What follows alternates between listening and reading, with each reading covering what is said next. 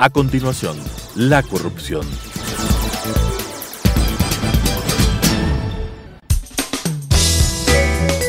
Clasificación B, bajo supervisión de un adulto. Son de exclusiva responsabilidad de sus autores y de quienes intervienen en ellos.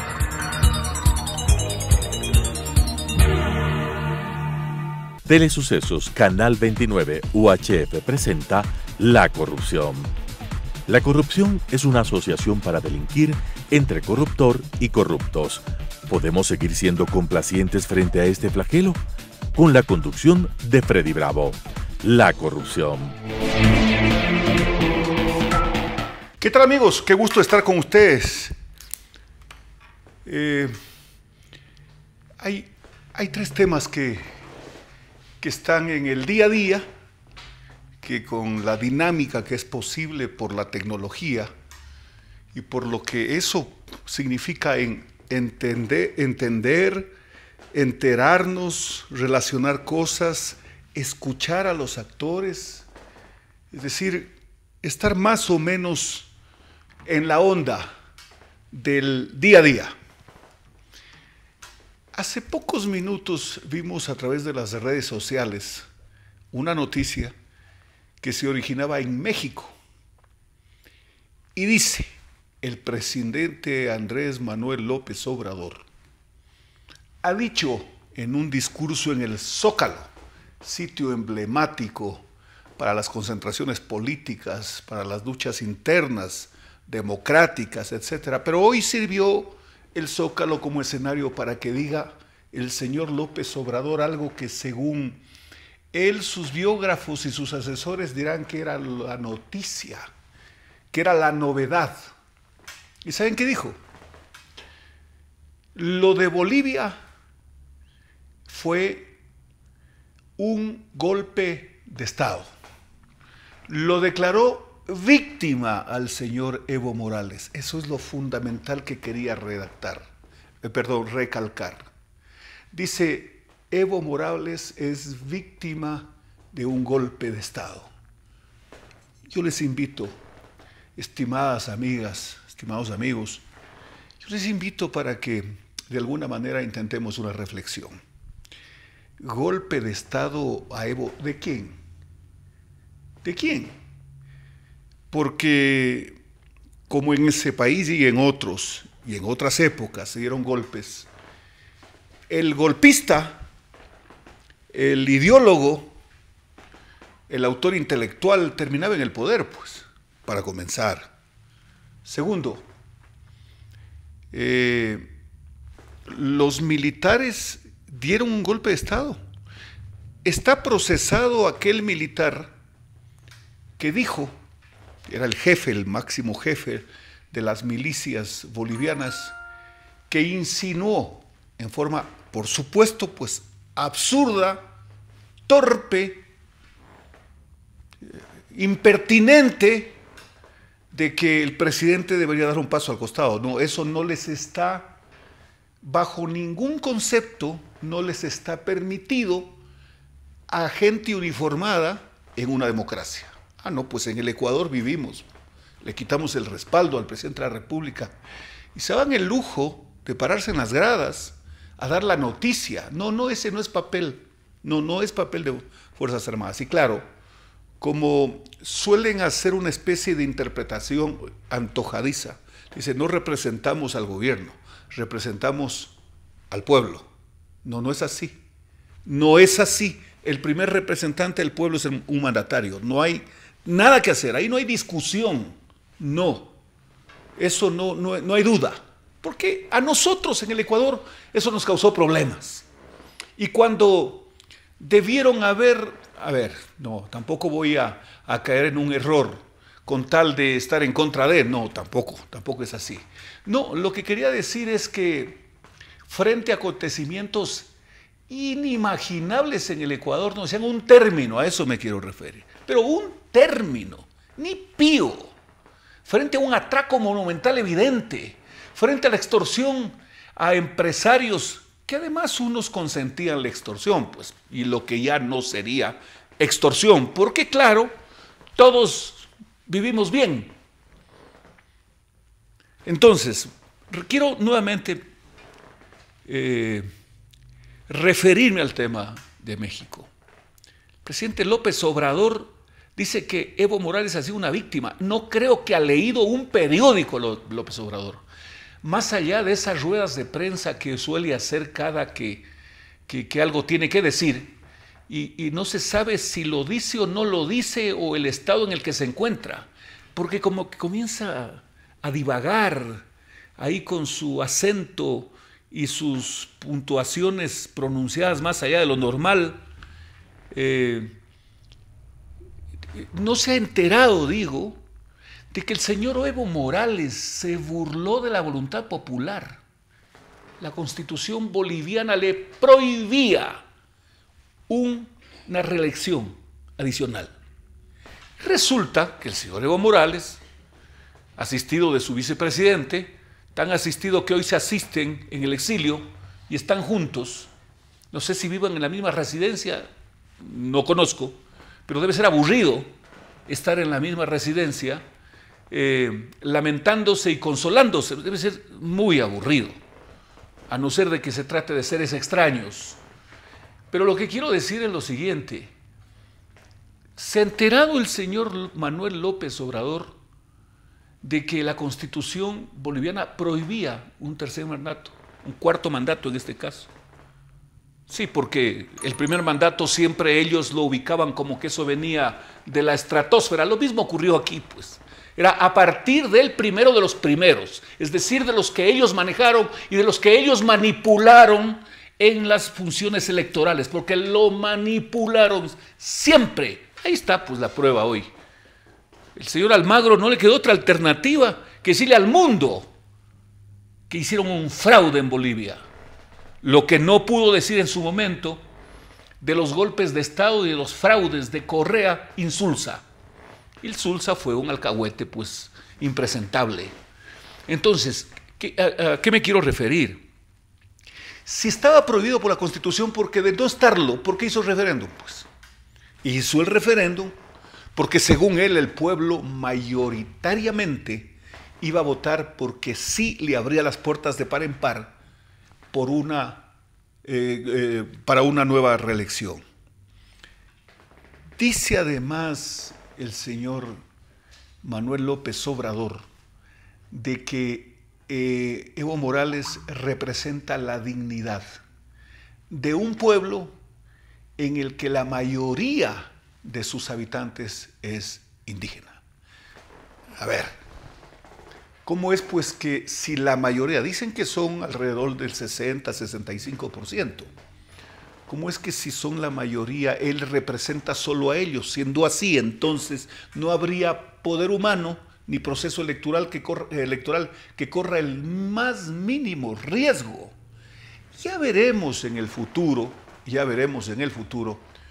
cuáles han sido las bondades del dirigente cocalero y además del dirigente indígena. Y digo cocalero porque la siembra de coca en Bolivia creció en forma impresionante, de acuerdo a las noticias que vienen de fuentes de fuentes y de periodistas que traen las noticias y la cuantificación in situ, es decir, en el territorio boliviano. Así que, para terminar este tema, pues que es lógico, no puede hacer otra cosa López Obrador. A ver, vamos primero en cuanto al derecho de asilo al que tiene un ciudadano, como en este caso el señor Evo Morales. Y vamos a separar, reconociendo también la tradición del pueblo mexicano para dar refugio a perseguidos políticos. Pero cuando los países dan refugio o asilo, en este caso asilo humanitario, dice López Obrador, que le otorgaron a Evo, a su vicepresidente y creo que a algún otro funcionario. Cuando eso ocurre, los países han de hacer pues alguna revisión. No creo que sea muy difícil entender de que en la mayoría de los casos se ha otorgado un asilo político. E incluso, y quiero ser objetivo, cuando han querido perseguir a ciudadanos en el mundo, vamos a hablar de nuestra región, siempre se elabora un pretexto con una arquitectura técnica, judicial, para hacer procesos. Y claro, porque no hay delito, pues en el código, en los códigos, para no hablar solo de nuestro código, no hay delito que diga el señor comete delito político. No existe, eso es calificado. En el caso de los asilos por los gobiernos, esa es su facultad, ¿no? En muchos casos podría ser hasta una obligación dar refugio a las personas.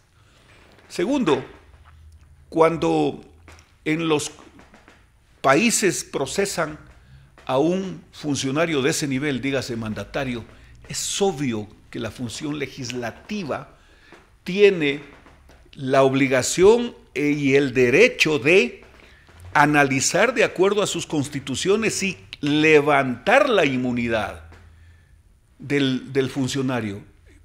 Pero es que así deberían volver y en forma expedita a vivir los pueblos, para que a nadie se le ocurra perseguir, pero también para que a nadie se le ocurra, a nombre de la persecución política, dedicarse a actos delincuenciales, como lo que ha ocurrido, pues, en el Ecuador, porque no es una casualidad lo que ha ocurrido en el Ecuador, pero estamos hablando en este momento de Bolivia.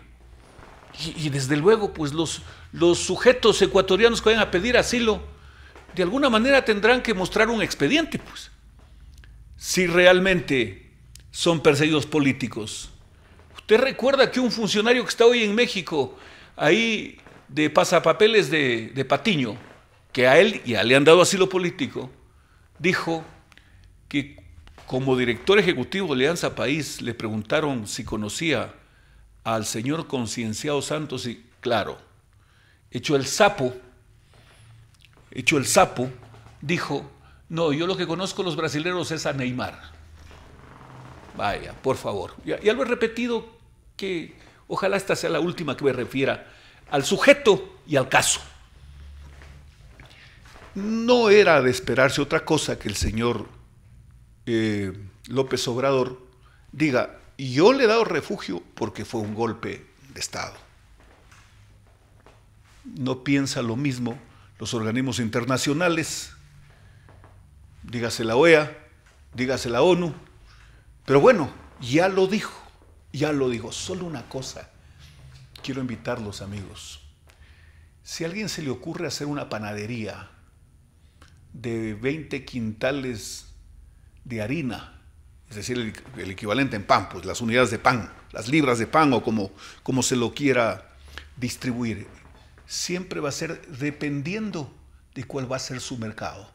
Porque caso contrario, ese pan se daña en poco tiempo y pierde, pues, el que dice voy a hacer tantos quintales de harina diarios en pan, pierde, pues.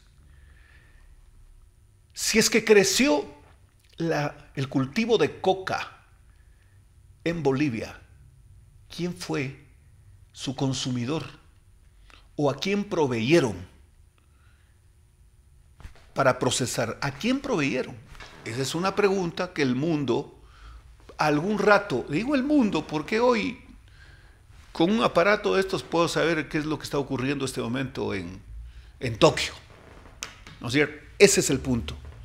Y cuando surge un tema, hace pocas semanas, cuando un hijo del señor Chapo Guzmán, que está preso, sentenciado a cadena perpetua en los Estados Unidos, ya sin ningún tipo de opción judicial, lo encarcelan, lo persiguen en México. De pronto, desde el gobierno, bajo el auspicio filosófico de López Obrador con su filosofía rara, diciendo, no balazos contra los narcotraficantes, así como él habla, no balazos, sí abrazos. Qué filosofía, pero digna de ponerla como referente para revolucionar el pensamiento en infinito.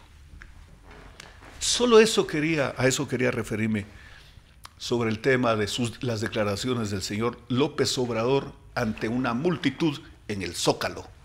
Escenario, dicho sea de paso, y vale la pena recordarlo, de las grandes gestas, me refiero gestas en lo que tiene que ver con acciones multitudinarias de candidatos, de hombres de la política y la cultura en la contienda democrática a través de los tiempos. La semana anterior se discutió mucho sobre la noticia de que un grupo de ciudadanos indígenas ecuatorianos, porque los indígenas son ecuatorianos, no tienen pues una ascendencia distinta a todos, es decir, nacidos en este territorio, bajo el imperio de la ley, etcétera, etcétera, etcétera. De pronto, hubo una noticia de algún funcionario que decía que ya el señor Vargas, porque Vargas lo dijo en público, que ha autorizado que llegue la comitiva de esta organización que se llama del Plan Toda una Vida. Y yo pregunto, si mañana un ciudadano en el proceso electoral del 2021 quiere ir a hacer política en una comunidad indígena, ¿puede o no puede? La Constitución dice que el Ecuador es un país unitario, para partir de ahí. Segundo, todos somos iguales ante la ley en el Ecuador, todos, sin excepción. Yo me pregunto, si es que ha hecho el favorcito el señor Vargas de dar permiso, ¿tiene esa facultad? No, pues si cuando lo dice, como además lo manifestó el señor Issa, refiriendo al vicepresidente de la República, que según Issa está recorriendo las comunidades y tomando contacto con la gente, y que para el señor Issa eso está mal, y que como está mal, lo van a ortigar, le van a dar látigo, lo van a bañar en agua helada contra su voluntad, además lo van a retener. Entiendo que no se refiere a otra cosa, pues, porque no es que lo van a recibir y lo van a aconsejar unas 20 horas ahí con un chamán incluido a decirle, no, esto no es así, esto... No. La justicia indígena desde el punto de vista y en la forma como lo dijo el señor Issa no es otra cosa que una acción que no tiene nada que ver con la protección que tenemos todos los ciudadanos ecuatorianos de respetar los derechos humanos. Aquí no hay ni tortura, ni látigo, ni agua helada. No existe. No existe. No hay un Estado paralelo. El Estado es uno solo. No hay un Estado paralelo. Las tradiciones de justicia indígena, siempre y cuando no vayan en contravía a la ley y a la Constitución, medio como que está permitido, si se quiere. ¿Qué fueron de esas discusiones que dejaron algunas ideas que tenían como premisa injusticias y una serie de desajustes que les ha tocado vivir a las comunidades, de olvido incluso, si se quiere, por supuesto, de abuso en cuanto a la utilización de la mano de obra en la agricultura? Desde luego que sí, pero todo eso lo vamos depurando en el camino, pues, y tendrá que desaparecer cualquier tipo de abuso y de no trato igualitario y con equidad a la comunidad indígena, por supuesto. Así que yo no creo que sea justo que a estas alturas todavía estemos tratando estos asuntos que nos han llenado de... A ver, quisiera ser muy objetivo. Nos ha llenado, si se quiere, de profunda frustración, porque no está bien, pues, que en el Ecuador estemos hablando ya a estas alturas del siglo XXI en diferencias y grietas terribles y de distanciamientos profundos, cuando más bien la sociedad debería tender a ¿qué? a unirse, pues, y a unirse en democracia, respetando todo tipo de diferencias, pues. Pero no, parecería que eso como que por lo menos se ha adormecido, cuando eso debió haber sido un extraordinario logro de los tiempos. No estamos en un estado paralelo, aquí no hay un estado dentro de otro estado. Yo no sé si voy a exagerar en lo que voy a decir. Lo voy a decir como un tema de, ojalá, para reflexionar. Todos, me incluyo, por supuesto. Si es que me impiden hacer, o le impiden a un ciudadano, hacer campaña política en una comunidad indígena, ¿están violentando su derecho, sí o no? Por supuesto, pues, están violentando su derecho. Entonces, si es que un indígena participa como candidato a una de las dignidades de elección popular, dígase a la Junta Parroquial, dígase al Consejo Cantonal, a la Prefectura, a la Asamblea o a la Presidencia, pero entonces hay que hacer una papeleta aparte solo para ellos. No, pues, no. Sería una irracionalidad decir, en la Plaza Grande no pueden hacer campaña. Por favor, sería una grosería inimaginable. Pero este propósito de no, o mejor dicho, de impedir que a alguien se le pueda ocurrir de que no pueden hacer campaña política, por ejemplo, un candidato indígena a la Asamblea Nacional, en cualquier parte del Ecuador, en la plaza pública, donde sea, donde se le ocurra. Si alguien cree que así hay que actuar, está cometiendo un error, no solo un error, está violentando sus derechos. Pero en contravía, también hay que pensar que no pueden decir que no se puede hacer campaña en lo que ellos llaman sus territorios. El territorio es uno solo. Solo me quedo con un tema para dejarlo como una especie de abreboca del próximo programa. ¿Qué les pareció lo del cura Tuárez y la banda que ha organizado? Pero esa banda organizada es una réplica de la banda correísta, pues, porque se organizaron exactamente con características muy parecidas. ¿Qué les parece a ustedes? ¿Quién lo patrocinaba a Tuárez? Correa. ¿Qué les parece a ustedes Tuárez manejando los concursos para contralor, fiscal, superintendentes, para la Corte Nacional, etcétera, etcétera, etcétera? ¿Qué les parece en esas manos? ¿Qué les parece? La naturaleza y la vida es el antídoto como para estos tipejos ponerlos en el sitio. Allá están y que se encarguen las autoridades. Señoras y señores, qué gusto de haber estado con ustedes. Nos vemos la próxima semana. Las opiniones vertidas en este espacio por la producción y dirección del programa son de exclusiva responsabilidad de sus autores y de quienes intervienen en ellos.